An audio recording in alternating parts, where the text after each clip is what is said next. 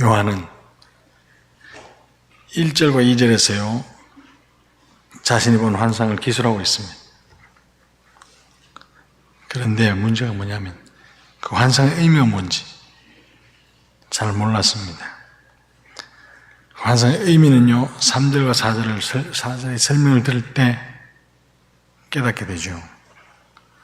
다시 말해서 1절과 2절에서 요한 하늘로부터 새 예루살렘 내려오는 것을 보았습니다. 3절, 4절에서 그 예루살렘의 특징은 하나님이 사람들과 함께 하신다는, 다시 말해서 임마누엘이 바로 요한이 본 환상이죠.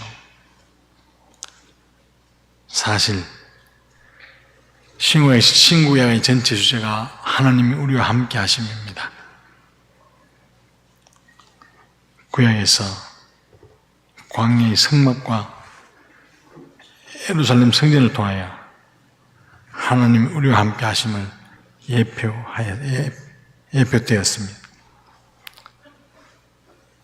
이것은요 아브라함을 통해서 맺으신 언약의 목표이고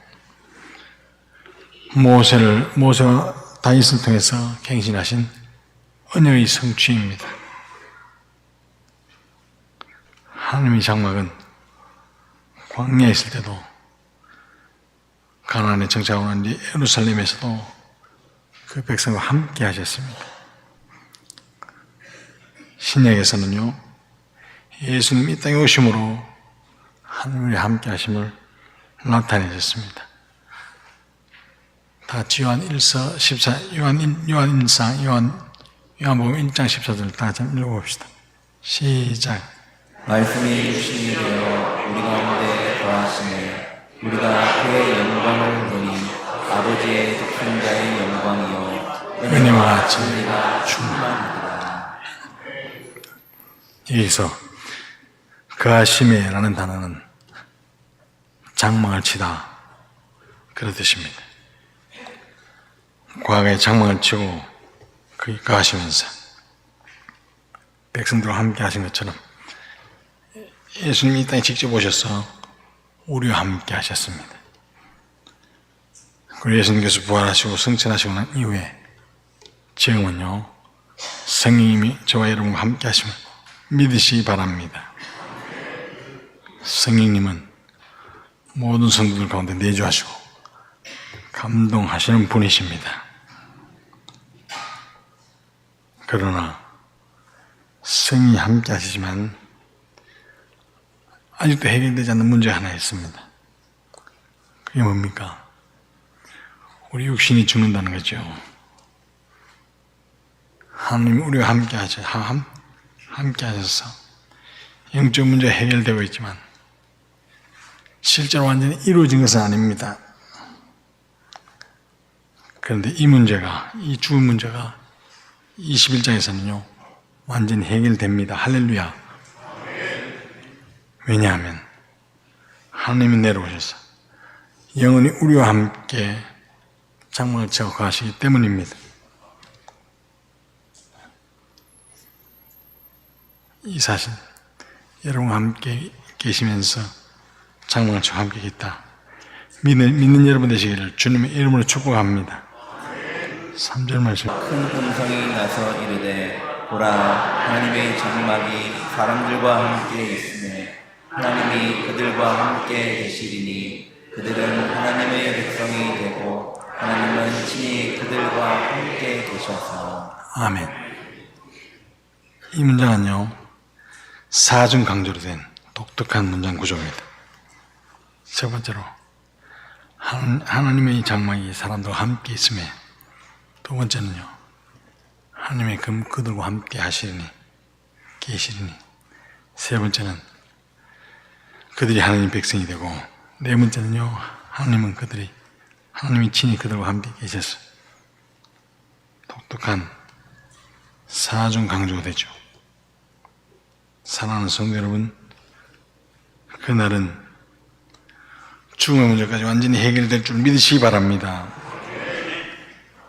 왜냐하면 이 시점부터는 더 이상 일시적으로 동거하는 것이 아니라 하나님이 영원토록 우리와 함께 하실 것이기 때문입니다. 그러면 완성된 임마누엘 축복, 그것이 어떻게 나타납니까? 사절 말씀 읽어보겠습니다. 시작. 모든 눈물을 그 눈에서 닦아주시니 다시는 상황이 없고 애통하는 것이나 고하는 것이나 아픈 것이 다시 있지 아니하니 처음 것들이 다 지나갔습니다. 아멘. 첫째, 그 임마누엘 축복은요, 하나님 모든 눈물을 닦아주시는 것으로 나타날 것입니다. 하나님은 우리의 작은 부분까지, 작은 신음소리에도 관심이 있습니다. 그걸 다 해결해 주시겠다, 바로 그 말이죠. 그리고 이 모든 눈물은 단순한 눈물이 아니라 옛 질서 속에서 당하는 인간의 고통입니다. 하나님의 백성들은 정말 불쌍히 만드는 모든 것은 사라질 것입니다. 왜 그렇습니까? 그날 위로의 하나님이 우리의 눈에서 모든 눈물을 씻어주실 것이기 때문입니다. 따라서 이 눈물이 근본적인 원인인 사망도 사라질 것입니다. 사망이기 때문에 사람 불행하게 되고요, 무일하게 된다는 사실. 사랑하는 성도 여러분, 하나님이 어떤 슬픔도 없는 충만한 기쁨을 허락하실 그날을 묵상하면서 오늘을 견디시는 여러분 되시기를 주님의 이름으로 축복합니다. 5절 말씀 다 같이 한번 읽어보겠습니다. 5절 시작. 보좌에 앉으신 이가 이르시되 보라 내가 만물을 새롭게 하노라 하시고 또 이르시되 이 말은 신실하고 참되니 기록하라 하시고. 아멘. 둘째로 임마누엘 축복은 하나님 만물을 새롭게 하시는 것으로 나타날 것입니다. 인간이 범죄한 이후에요, 만물이 함께 저주를 받았습니다. 그러나 새하늘과 새 땅에서는 하나님 만물을 새롭게 하실 줄로 믿습니다.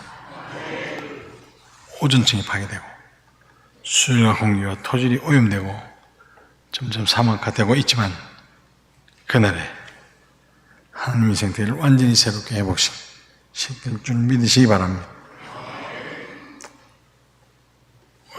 오염된 물과 공기를 마시고 내가 병을 얻지 않을까, 이런 염려는 더 이상 필요 없습니다. 장차 만물을 새롭게 하는 역사가 나타날 것입니다. 6절 말씀 다 같이 한번 읽어봅시다. 시작. 또 내게 말씀하시되 이루었도다. 나는 알파와 오메가요 처음과 마지막이라. 내가 생명수 샘물을 목마른 자에게 값없이 주리니. 아멘. 셋째로 그 임마누엘의 축복은 하나님께서 생명수로 모든 갈등을 해소시키는 것으로 나타날 것입니다. 여기 이루었다는 말씀은 하나님 말씀이 성취되었고 새하늘과 새 땅이 완성되었다는 말입니다. 또 나는 알파 오메가라는 것은요, 하나님 만유의 절대적인 통치자다, 이런 뜻입니다. 하나님 만유의 절대자이기 때문에 시작한 것을 완성할 수 있을 줄로 믿습니다. 또 목마름은요, 영적인 피로, 생명수 샘물은 마시면 생명하고 근본적인 만족을 얻는 샘물로 이해된다는 것입니다. 문제는 이 약속을 누가 하십니까? 이 약속을 누가 하셨습니까? 알파요 오메가요 처음과 마지막이라고 말씀하신 하나님이 하셨습니다.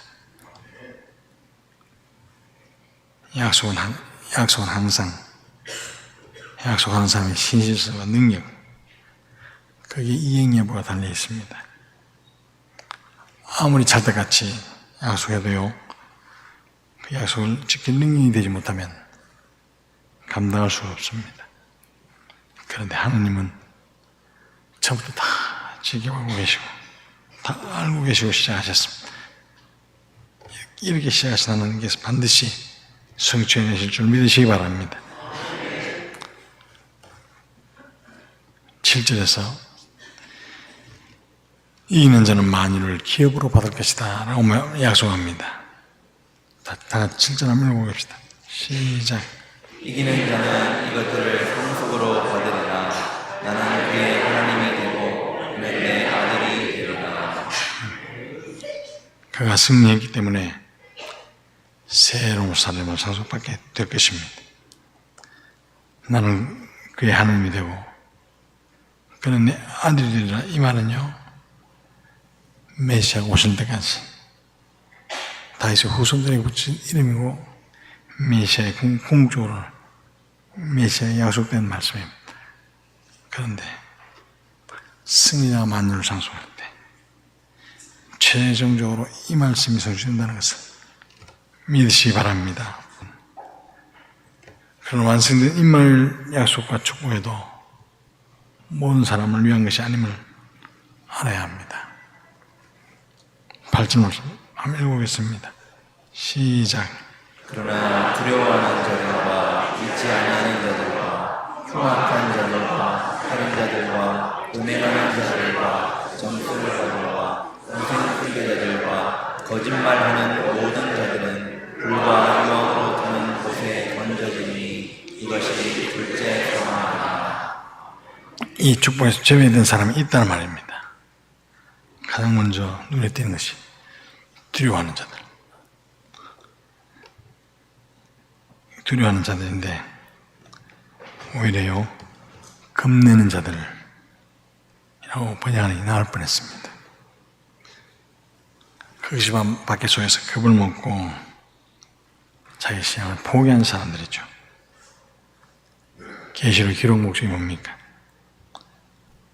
박해 가운데 있는 박해 아래에 있는 성도들을 위로하기 위해서잖아요. 사랑하는 성도 여러분, 박해를 무서워하지 말고 내 영혼까지 지옥에 던지는 하나님 하나님을 두려워하시기를 주님의 이름으로 축복합니다. 믿지 않는 자, 믿지 아니한 자 하는 것은요, 믿었습니다. 그 사람 믿었는데 언행이 일치되지 않고 그리스도의 신앙을 부인하는 사람들, 그런 사람들 말하는데 신실한 그리스도, 신실하신 그리스도를 닮지 않는 자들을 말합니다. 그리고 흉악한 자들이란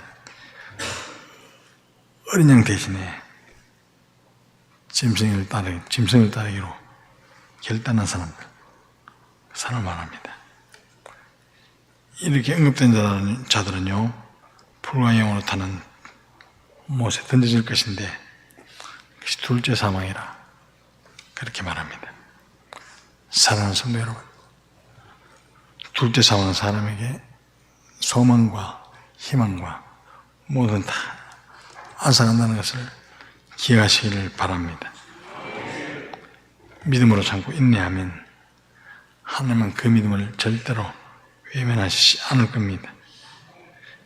매사를 믿음으로 잘 감당하는, 믿음으로 매사를 감당하는 저와 여러분이 되시기를 주님의 이름으로 축복합니다. 기도하겠습니다.